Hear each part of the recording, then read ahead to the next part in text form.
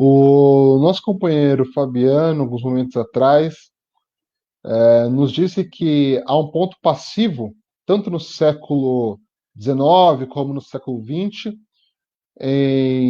do homem branco dizer que os indígenas são povos sem lei, sem rei, sem religião, né? É uma tentativa de classificá-los e compreendê-los sempre pela negativa, assim como o nosso companheiro Fabiano disse, sempre pelo que falta, sempre pela falta, né? Eles são, olha, eles não têm isso, não fazem isso, não possuem aquilo, não têm esse costume, sempre pela negativa, sempre pelo lado que falta, pelo lado negativo. Mas nós sabemos que não é bem assim, e sabemos que os indígenas têm muito a dizer a respeito de si próprios, ou melhor, as pessoas que melhor podem falar a respeito deles são eles mesmos. É, Gostaria que o nosso companheiro Fabiano nos mostrasse de que forma ele inverte essa chave do pensamento a respeito do homem branco para o indígena e constrói esse pensamento partindo do ponto de vista do indígena, dos grupos indígenas. De que forma eles se veem, de que forma eles enxergam o homem branco e a religião ou as religiões dos homens brancos. Bom, essa pergunta é muito geral, né? Então, eu acho que a melhor maneira de fazer isso é contar certas histórias ou dar certos exemplos etnográficos. Tem uma coisa interessante que tem que ser falada, que o Jonas falou sobre, né? Eu gostei dessa coisa de eles sempre foram e sempre serão, né? E não importa as tentativas do Estado brasileiro em homogeneizá-los, em transformá-los seja em brasileiros, ou seja a própria categoria índio é uma categoria homogeneizante, né? Quer dizer, o que é ser índio? Quer dizer, índio é uma categoria do Estado, né? E você vê nos últimos anos justamente os povos indígenas reclamando, dizendo, bom, índio quer dizer o quê? Né? Eu não sou índio, eu sou Sateremaué, eu sou Munduruku, eu sou, né, Krenak, eu sou Caigangue. Mas tem até uma pergunta que eu vi aqui nos comentários sobre essa relação entre cosmologia e crença indígena. Né? São duas, assim, como é que funciona, como é que os povos indígenas lidam com a chegada dessas pessoas? Bom, a gente falou o impacto da chegada dos agentes religiosos nesses lugares, mas a grande beleza, de certa forma, de estudo é que a maneira, dada a diversidade de povos indígenas no Brasil, quer dizer, são mais de 200 povos e são inúmeras, distintas cosmologias, modos de existência, modos de se pensar o mundo, os seres, os entes, as coisas, que a entrada da religião nesses espaços também se deu de maneira diferente em diferentes povos, porque são povos distintos. Quer dizer, a maneira como eles lidaram com a chegada ou com a invasão dos agentes religiosos em suas terras foi diferente em cada lugar, de certa forma. Quer dizer, ainda que o Estado brasileiro tivesse uma lógica única, né, assim, temos que transformá-los em brasileiros, ou temos que transformá-los em católicos no século XVI. Mas a maneira como cada povo indígena, cada coletivo pensou a chegada dessas pessoas variou. Mas por que variou? Variou de acordo justamente com suas próprias cosmologias, digamos assim, né? Suas próprias formas de existência. E isso é bastante interessante. Tem vários exemplos na etnografia muito bons para pensar isso. É aí que os antropólogos entram, né? Quer dizer, a ideia é assim: bom, ao invés de pensar a maneira como a religião, a gente falou até aqui, a maneira como a religião e o Estado sempre pensou os povos indígenas. A ideia é justamente tentar pensar o contrário. Assim, que tal a gente tentar entender a maneira como esses povos indígenas pensaram os agentes religiosos, pensaram o agente do SPI, quer dizer, uma certa visão nativa, digamos assim, entre aspas, né? Uma visão local desse mesmo processo, desse processo de expansão do Estado brasileiro, enfim, né? Primeiro do Estado português, depois do Estado brasileiro, né? E tem vários exemplos interessantes que justamente tentam entender. Você tem uma série de trabalhos que tentam entender a maneira como esses povos pensaram e receberam a chegada dessas pessoas, ou a invasão dessas pessoas.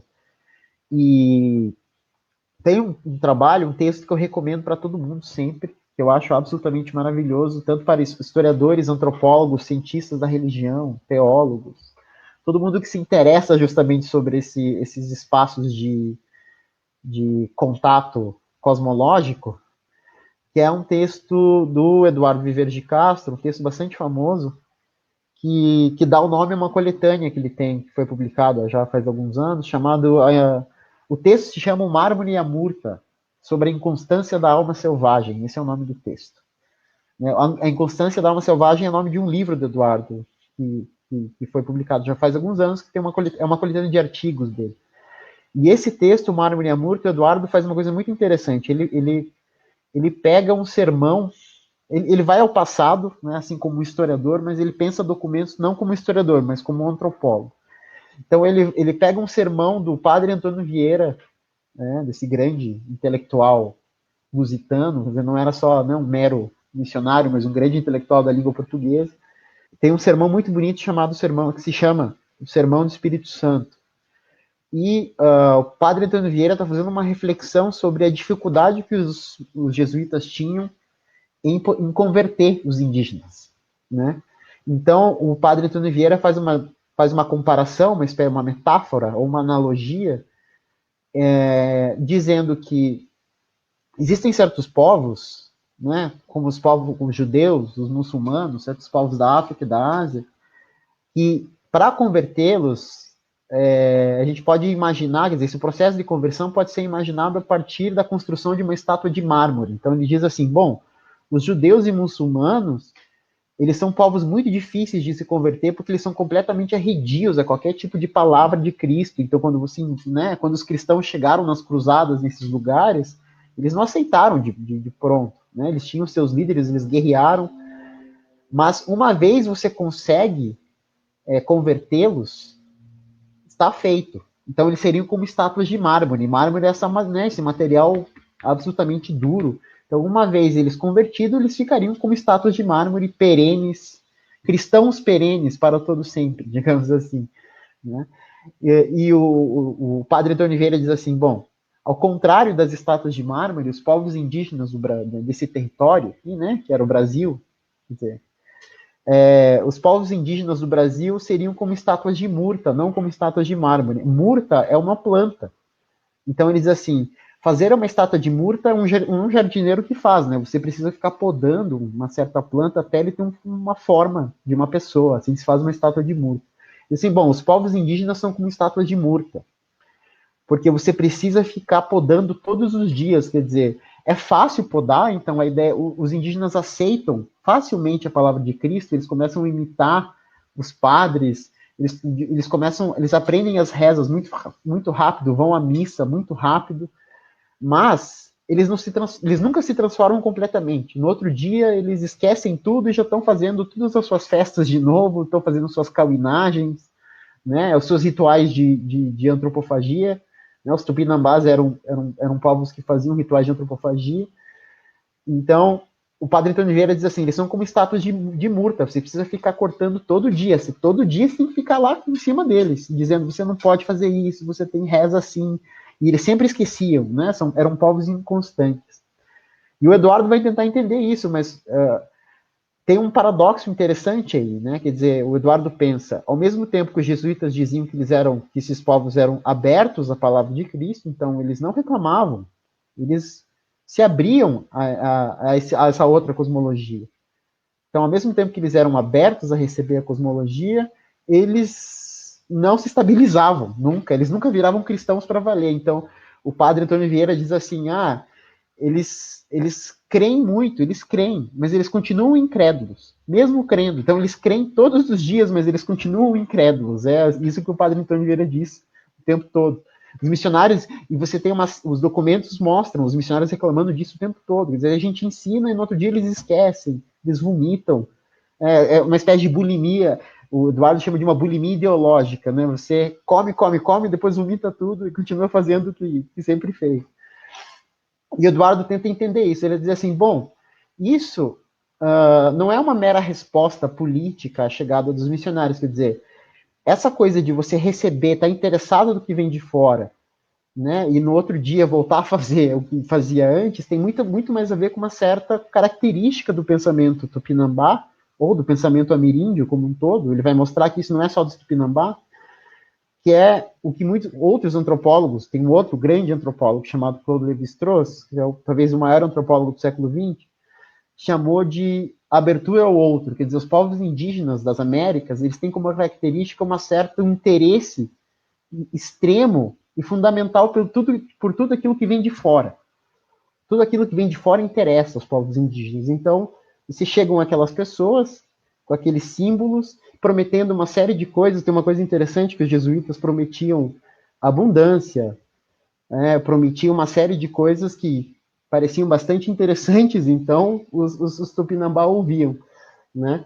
E também tem uma coisa interessante nessa coisa da promessa dos padres e dos missionários, é que muitas das coisas que eles prometiam convergiam com aspectos da cosmologia Tupinambá. Quer dizer, tem uma coisa que é presente hoje, até hoje, nos povos Guarani e alguns povos Tupi, que é a noção da Terra sem males. Quer dizer, a Terra sem males é uma espécie de cosmologia, de projeto cosmológico desses povos, de que existe em algum outro lugar no espaço uma certa terra onde tudo é abundante, né? Onde não se morre, né? As pessoas não morrem, tudo é abundante. E isso é até hoje presente em certas cosmologias, principalmente dos povos Guarani. E os Tupinambá também tinha uma ideia mais ou menos parecida, da busca da terra sem males. E os padres chegaram prometendo terra sem males.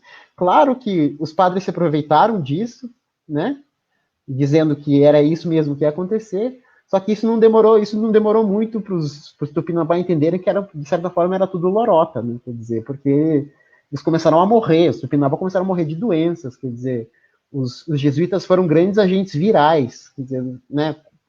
A catástrofe demográfica, o genocídio ameríndio do século XVI, muito se deu por causa das doenças que os próprios europeus trouxeram, né? Mas, enfim, o ponto central é que a maneira como os Tupinambá enxergavam os jesuítas estava vinculado a uma certa cosmologia que é pré a chegada dos jesuítas, né? Esse é o ponto, quer dizer, a maneira como eles pensaram a chegada dos jesuítas não é um mero reflexo do discurso cristão, quer dizer, existia uma outra estrutura, um outro sistema cosmológico que estava interpretando a chegada dos jesuítas em seus próprios termos, né? Isso que é beleza, quer dizer, isso aconteceu em vários contextos, em vários momentos da história desse contato, né? Desse desencontro, talvez não é um encontro, mas sim um desencontro, né? Digamos assim. Tem um outro caso que é muito interessante, agora eu vou pular para o século XX aqui rapidinho, olha o salto que eu tô dando, tá? Tem uma antropóloga que também é do Museu Nacional do Rio de Janeiro, que trabalhou com os Wari, que é um povo de Rondônia, do norte de Rondônia. Ela se chama Aparecida Vilaça, é professora do Museu Nacional também, assim como o Eduardo é. E ela tem vários textos sobre a maneira como os Wari receberam e foram convertidos ao cristianismo. Quer dizer, e é interessante pensar o que é conversão para esses povos, né? Porque qual que é a nossa ideia de conversão? A ideia dos religiosos, no geral, e a nossa ideia de conversão. Se converter a uma certa religião significa deixar de ser uma coisa para se transformar em outra, né? Quer dizer, esse é o nosso pressuposto do que seria uma conversão, né? E é interessante como a ideia de conversão é parecido com a nossa concepção do que é cultura, por exemplo, né? Quer dizer, vocês já viram as pessoas falando na rua, assim, quando um indígena tem um celular, um carro, o que a pessoa fala? Mas não é mais índio. Como é que assim agora está usando coisa dos brancos? A gente tem uma certa concepção de cultura que é uma concepção de soma zero, né? Como se eu começasse a usar coisa do outro e me transformasse em outro e eu não consigo mais deixar de ser, né? Não consigo mais voltar, digamos assim. E é muito parecido na maneira como os religiosos pensavam a conversão, quer dizer, a ideia deles era transformar eles em cristãos e acabou, enfim, né? Ponto final, não teriam como eles teriam que deixar de ser índios para virar cristãos, né? Então, voltando para o caso do Wari, da Aparecida, ela vai mostrar como é que os Wari pensaram a chegada dos missionários norte-americanos numa perspectiva que não tem nada a ver com a ideia de conversão ou com a ideia de crença, né? Quer dizer, os Wari pensaram a chegada dos missionários norte-americanos a partir de uma certa lógica da que a gente chama de uma lógica da predação, da lógica da caça do mundo ameríndio. Bom, tem toda uma teoria aí por trás, que é uma ideia que é bastante famosa na antropologia, que foi cunhado pelo Eduardo Vieira de Castro, que a gente chama de perspectivismo. Né? Os povos indígenas têm uma certa concepção do cosmos, em que vários seres têm a capacidade de serem humanos. Quer dizer, a humanidade não está centrada só na nossa espécie. A possibilidade de ser humano é distribuída entre vários seres, né? Quer dizer, esse é o pressuposto. Bem a grosso modo, estou falando que é o perspectivismo. Né? Então, a humanidade é um ponto de vista, digamos assim. Quando você encontra um certo animal na floresta, os dois são capazes de assumir o ponto de vista humano. É uma relação entre caça e caçador, digamos assim. Então, tem um certo momento que eles vão lutar por esse ponto de vista de humano. Quer dizer, quem que vai ser o humano da vez? Então, os Wari, dentro dessa perspectiva, eles viram a igreja protestante como uma espécie de ótimo aliado para estabilizar a posição de humano dos Wari.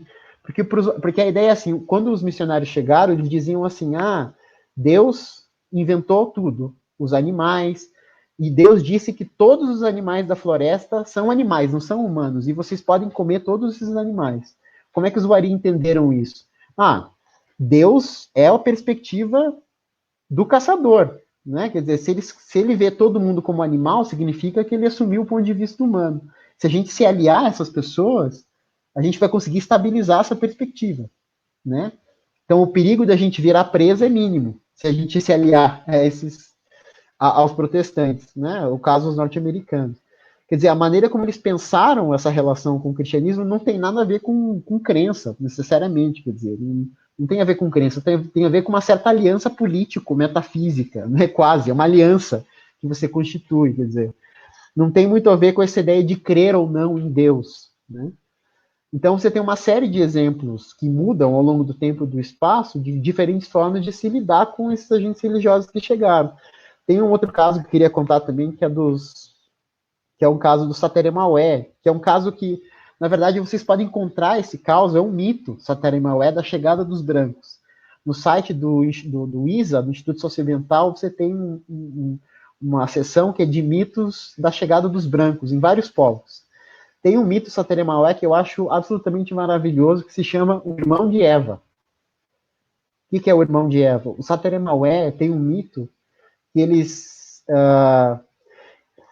pegam o mito de Adão e Eva, né? Eles canibalizam o mito de Adão e Eva, dizendo que, na verdade, Eva tinha um irmão. E eles poderiam ser descendentes do irmão de Eva. Adão e Eva, os brancos são descendentes de Adão e Eva, né? Como diz a Bíblia, digamos assim. Só que o que a Bíblia não conta, digamos assim, é que Eva tinha um irmão. Né? Por que Eva tinha um irmão? Quer dizer, no mundo ameríndio, o início da sociedade, o que funda os sócios é a troca de mulheres, ou é a troca entre coletivos. Né? E normalmente o que se trocam são mulheres, né? Entre os povos indígenas. Então, é troca no mesmo sentido assim, para a gente constituir uma relação de aliança, a gente vai trocar casamentos, né? Vem uma mulher para cá, vai uma mulher para lá, é assim que funciona. E isso se encaixa perfeitamente nessa ideia de que Eva tinha um irmão, porque os brancos, de certa forma, são cunhados potenciais do Sateremaué. E, assim, por isso que Eva tinha um irmão. Porque não é a ideia de que tudo veio de Adão e Eva. Na verdade, existiu um irmão de Eva que fez com que esses povos nascessem juntos, e eles já nasceram como cunhados em potencial. Porque a aliança é justamente a fundação da sociedade, no mundo ameríndio no geral, né? Olha que interessante, quer dizer, eles canibalizaram uma história bíblica, né? E interpretaram a chegada dos brancos nos seus próprios termos, né? A ideia do irmão de Eva. Então você tem esses casos de canibalização das histórias bíblicas, você tem casos em que você tem coexistências entre ser religioso e lidar com seres extra-humanos, de suas cosmologias. Você tem vários casos que isso coexiste, quer dizer.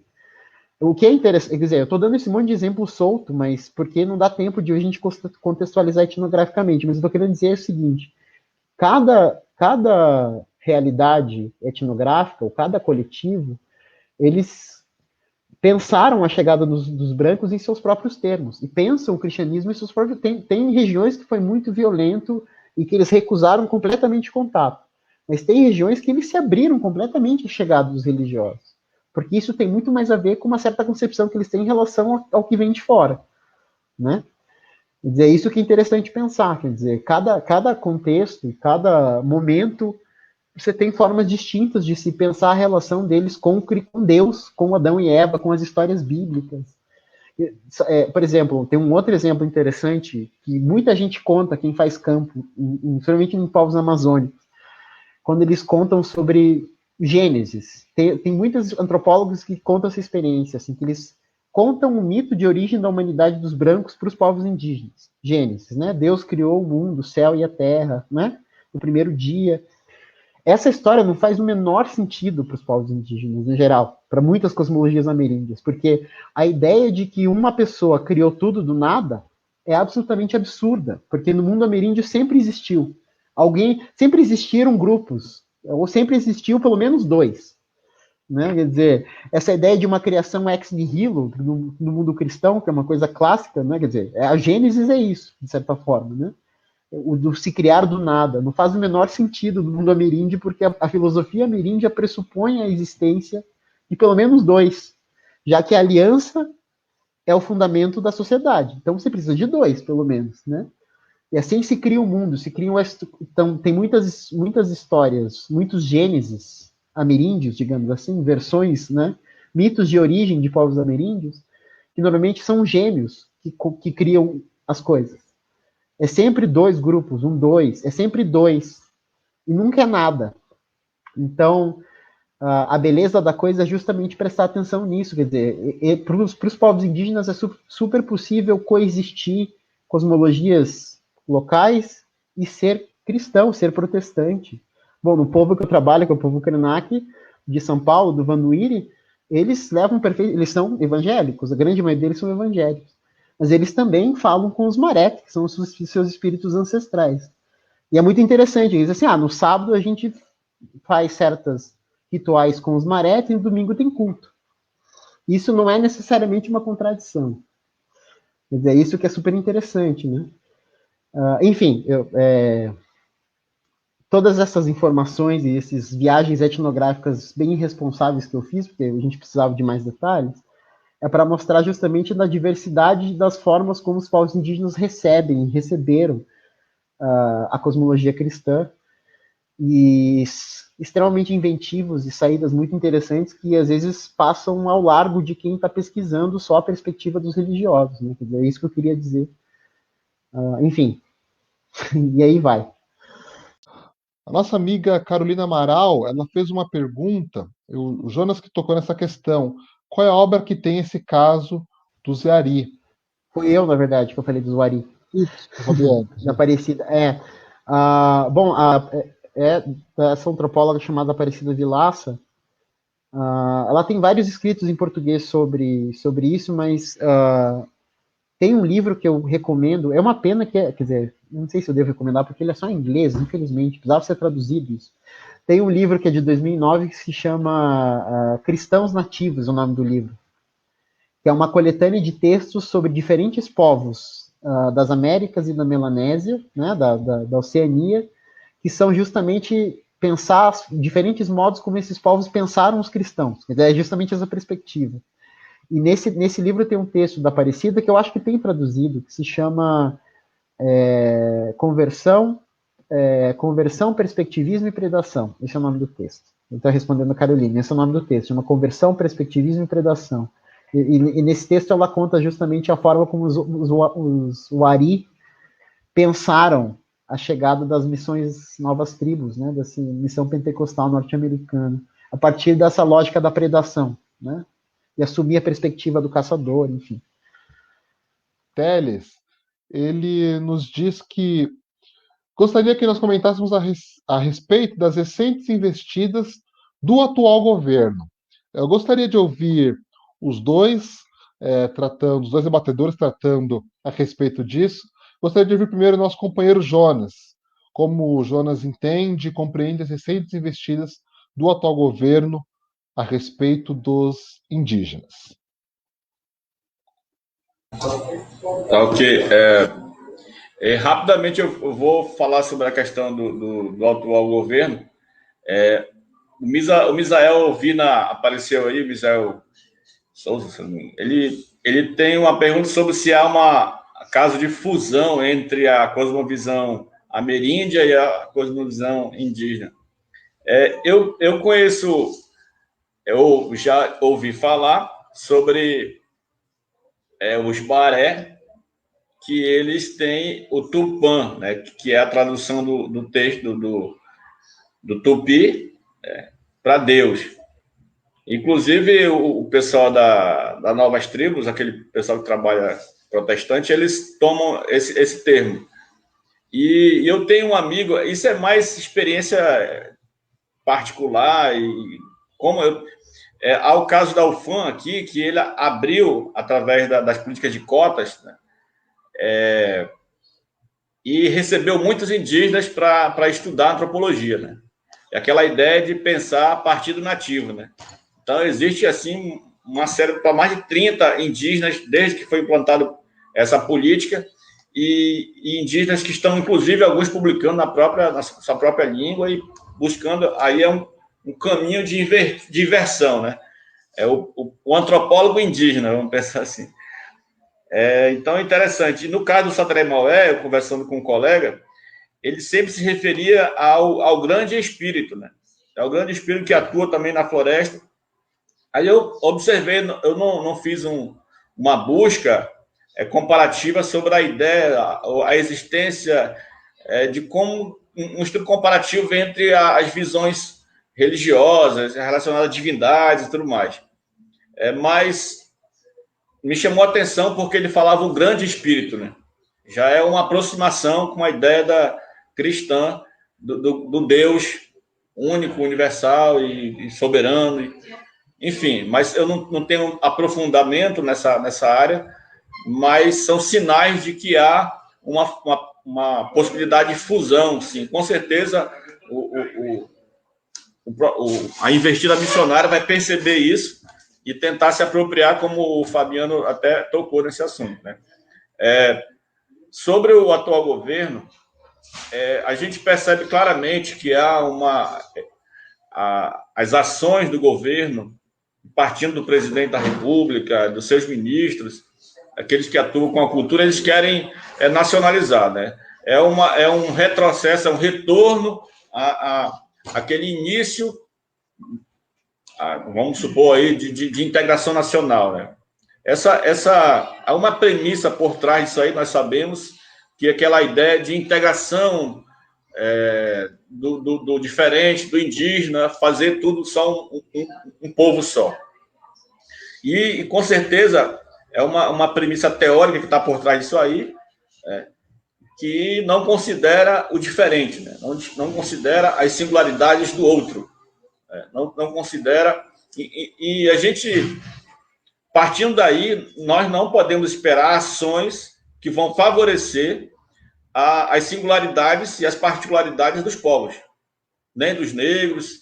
As ações agora recentes do ministro da Educação, no entorno do Ministério da Educação, para acabar com o sistema de cotas, que é uma correção temporária, claro, das injustiças sociais que se operaram no Brasil, no país, educacionalmente.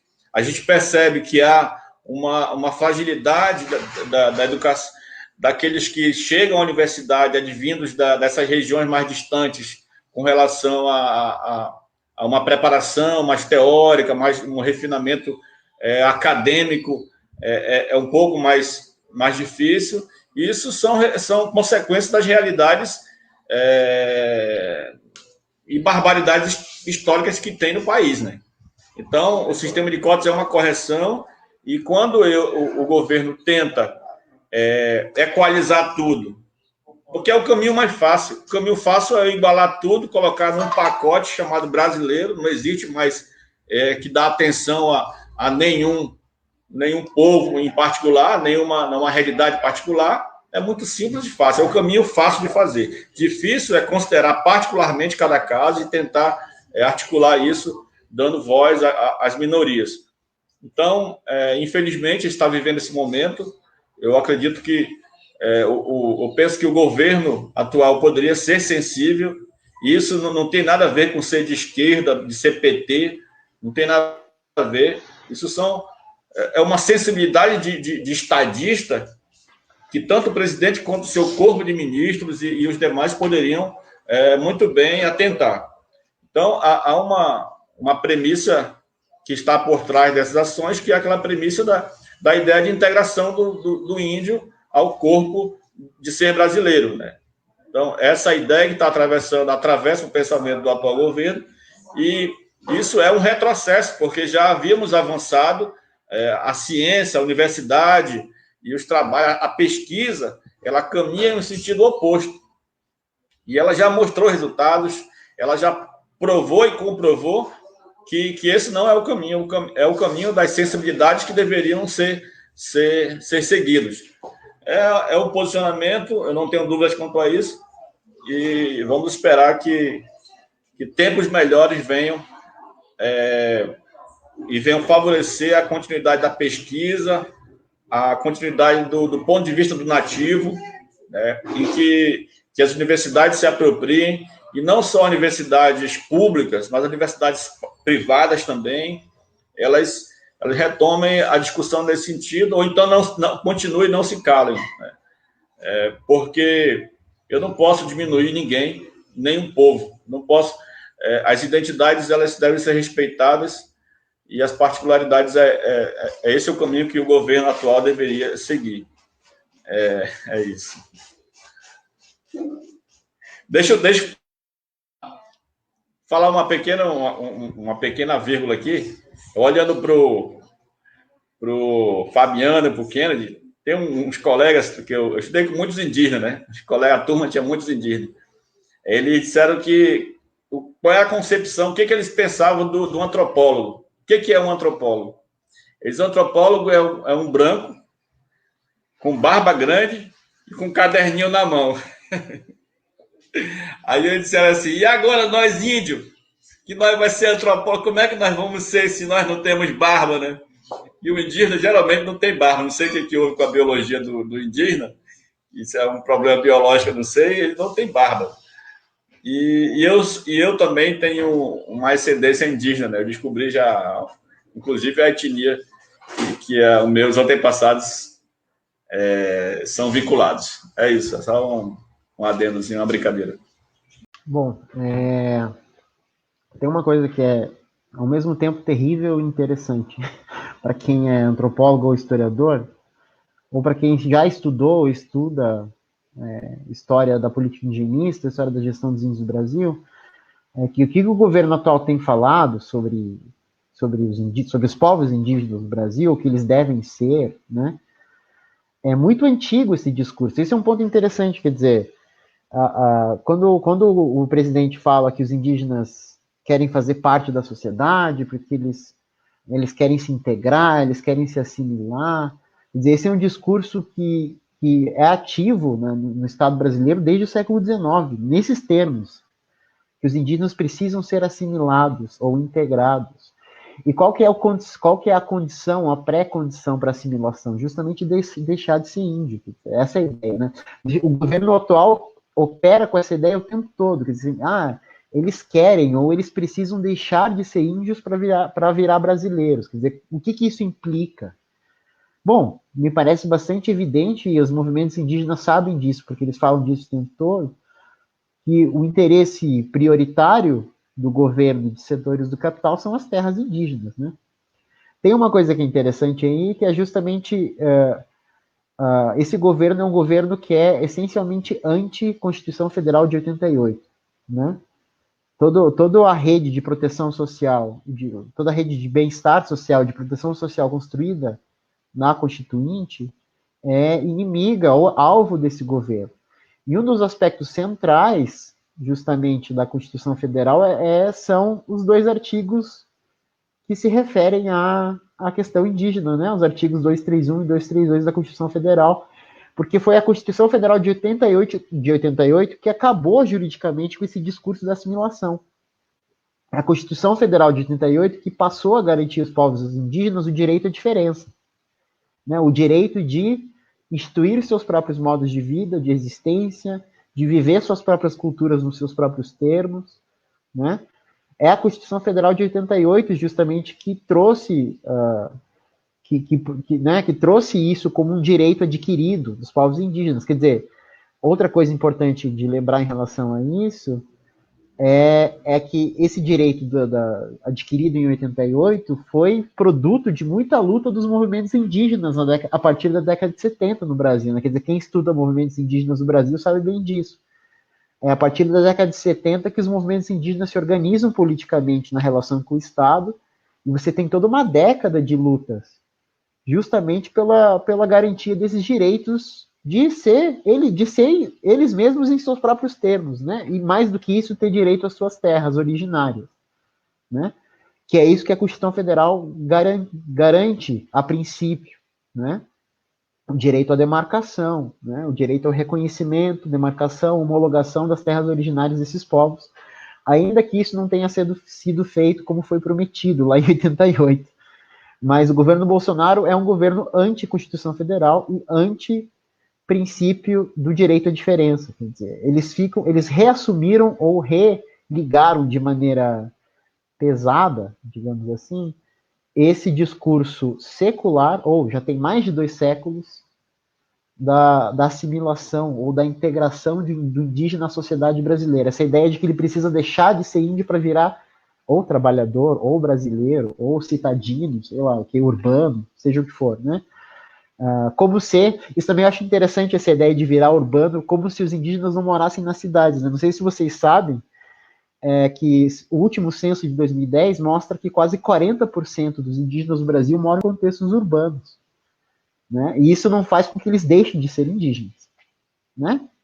Quer dizer, 40% da população indígena brasileira mora em contextos urbanos e tem relações com a vida urbana, com a nossa vida urbana. Pegam ônibus, vão trabalhar, voltam para suas aldeias, né?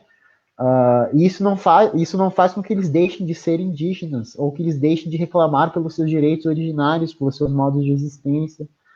Quer dizer, justamente esse é o ponto que esse governo atual está tentando acabar. É o princípio do direito à diferença que foi conquistado com a Constituinte e com a Constituição Federal de 88. Eles odeiam a Constituição Federal de 88. Esse é o ponto, né? E isso é uma coisa que precisa ser falada. E, bom, os movimentos indígenas, as lideranças indígenas falam muito disso o tempo todo, né? E o que a gente pode fazer é justamente escutá-las e aprender com essas lideranças, né? É isso. Muitas vezes nós não vemos os próprios indígenas na TV, né? A fala deles é sempre mediada pela fala do homem branco, é sempre mediada pela fala do Estado, é sempre mediada pela fala dos órgãos, né, da FUNAI e de outros órgãos, mas nós não vemos, e se faz importante como um compromisso nosso, né, de pessoas não indígenas, dar esse lugar de fala e essa voz às pessoas indígenas. Eu gostaria que os amigos que estão aqui na live conosco falassem um pouco a respeito disso, numa fala de como nós podemos acessar e aprender mais com os indígenas. Vou começar com o nosso amigo Jonas. Dentro do que você estava falando aí, me veio existe um termo que eu acho muito interessante, que é o termo situação. Buscar se situar em relação à realidade do outro, ou dos grupos, ou de um grupo, quando a gente vai ter as nossas ações, é importantíssimo. A ideia de pensar o outro, sentir o outro, se colocar no lugar do outro é importante em qualquer ação em relação a qualquer outro grupo. Seja um grupo LGBT, seja um grupo negro, seja um grupo indígena, seja quando eu vou fazer inserção de pesquisa, isso é bem básico para nós. E eu acho que a luz que fica é para que esse trabalho de formação, de conhecimento, de formação também, ele venha a ser cada dia mais semeado, lançado luz, para que se desenvolva. E o que se pensa, acho que o objetivo dos trabalhos, das pesquisas, e da atuação social de cada indivíduo ou de um coletivo é buscar colocar no lugar de respeito todos, né, com as suas igualdades e diferenças. Eu acho que esse é um princípio fundamental, que é útil para os dias de hoje, e é isso. Eu acho que o respeito, seja para um cristão ou não cristão, né? Já que nós estamos falando de cosmologias e cristianismo. É isso. Valeu, obrigado pela participação, obrigado mesmo. Obrigado a todos aí. Maravilha, muito obrigado. Bom, eu acho que, de maneira bem simples, escutem as lideranças indígenas, os intelectuais, lideranças, coletivos indígenas, porque eles estão falando muitas coisas e em vários lugares. E o que eu posso dizer é que hoje em dia não tem mais desculpa, porque os coletivos indígenas, os movimentos indígenas dominaram e dominam muito bem a internet e as redes sociais. Então, eles têm usado ativamente as redes sociais como um veículo de mensagem política, de mensagem cosmológica, política, metafísica. Então, você tem uma série de lideranças no Facebook, no Instagram, no Twitter, que estão justamente, né, tornando visível, demonstrando seus pensamentos. Eu acho isso uma coisa absolutamente incrível. Que a internet é cheia de problemas, né? A gente sabe, a gente está vendo agora os efeitos da internet na política brasileira, por exemplo, mas a internet também pode ser um espaço de subversão, né? E os indígenas têm usado muito bem, os movimentos indígenas têm usado muito bem a internet.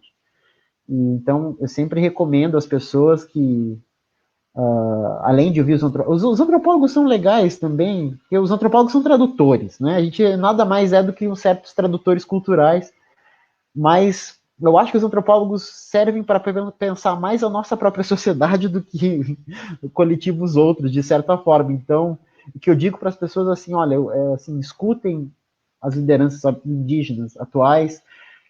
Uma outra coisa boa que vem acontecendo é que o interesse em relação ao pensamento indígena tem aumentado. Né? Você vê, por exemplo, o Ailton Krenak tem se transformado num grande intelectual público nos últimos anos, né? E ele sempre foi um grande intelectual, mas ele tem se tornado cada vez mais conhecido para fora da etnologia, né? Da antropologia, da etnologia, do movimento indígena, quer dizer, ele tem publicado mais, né? Tem saído mais livros dele, enfim, tem uma série de intelectuais e de lideranças indígenas que têm produzido muito material e tem ficado cada vez mais conhecido. E é interessante pensar do porquê que esse interesse recente dos povos indígenas, né? Porque a gente só começa a escutar quando as coisas começam a ficar realmente feias, né? Quando as coisas ficam feias, a gente começa a escutar os outros, que é terrível. Né? A nossa sociedade é terrível. Quando a gente abre os ouvidos quando a gente está desesperado, né? A gente está numa situação bem difícil, ecologicamente, politicamente, e logicamente esses coletivos minoritários, povos indígenas, quilombolas, eles têm muito a nos ensinar como viver no planeta, né? Porque desde muito tempo eles têm reexistido, né? Vivido sob violência extrema, ainda assim eles têm produzido muita vida. Então eles têm muito a nos ensinar uma série de coisas, né? E eu acho que esse aumento pelo pensamento indígena é interessante. Quer dizer, tem um aumento visível do interesse de pessoas sobre cosmologias ameríndias, formas de se pensar, modos de existência. Então, o que eu posso dizer é escutem com atenção o que essas lideranças têm a nos dizer. É isso. E acho que isso que tem que ficar. E, bom, é isso. Eu agradeço muito a oportunidade de falar sobre esse tema. Eu sempre acho barato. É algo que eu sou completamente apaixonado. Gosto de conversar. Eu fico horas. Se me deixarem, eu fico falando até, né? Mas então eu agradeço muito a paciência também. E boa noite para todo mundo. Obrigado.